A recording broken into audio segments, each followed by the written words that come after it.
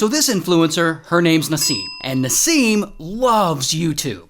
So she's 39, she lives with her parents, and she's been making YouTube videos for years. She mostly posts weird performance art stuff about like veganism and bodybuilding and comedy, and with that, she's doing pretty well. Tens of thousands of subscribers over several different channels. And some of her videos are just strange. A lot of them are pro-vegan and very graphic and showing like slaughtered animals and stuff like that. Regardless, one day, Nasim's whole life changes because YouTube changes their monetization policies across the whole platform.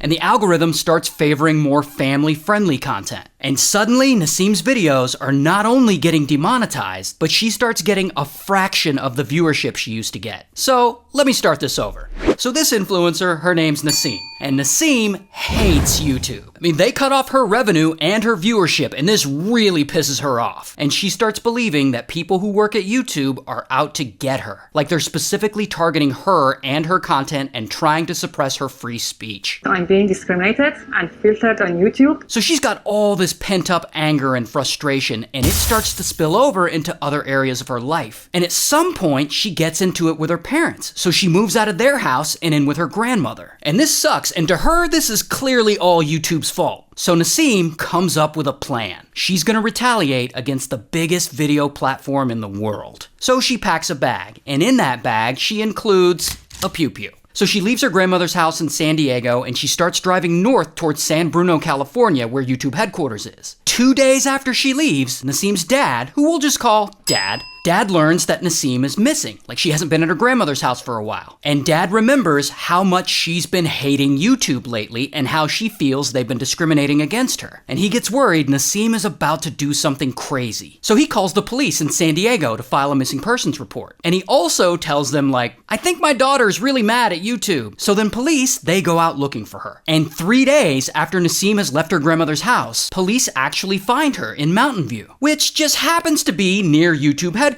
in San Bruno. And they find her asleep in her car in a Walmart parking lot. And they question her, and she's not doing anything illegal, she's just asleep. So they let her go. So then police call her dad to be like, we found Nasim, she's fine, so we let her go. And Dad's like, okay, but just a heads up, she's super pissed at YouTube. And then later that morning, Nasim drives to San Bruno, and she stops at a local gun range. And there, she spends a little time firing at targets and practicing her pew-pew. Once she's done practicing, she gets back in her car and drives straight to YouTube headquarters. And then she gets there and she parks and she walks onto the company campus. And then she steps into a patio area full of YouTube employees, probably on their lunch break. And that is where Nasim pulls out her pew-pew and she just starts blasting. Blam, blam, and people panic and they scream and they run away. I mean, it is absolute chaos. And then a bullet hits a YouTube employee and they fall to the ground. And then another employee is hit. And then another. Meanwhile, upstairs, other employees are looking out the window and they see that there's an insane person outside shooting people. So they all hide in a conference room and they call 911. But Nasim, she just keeps shooting and eventually she's out of ammo. So she reloads and she starts firing again.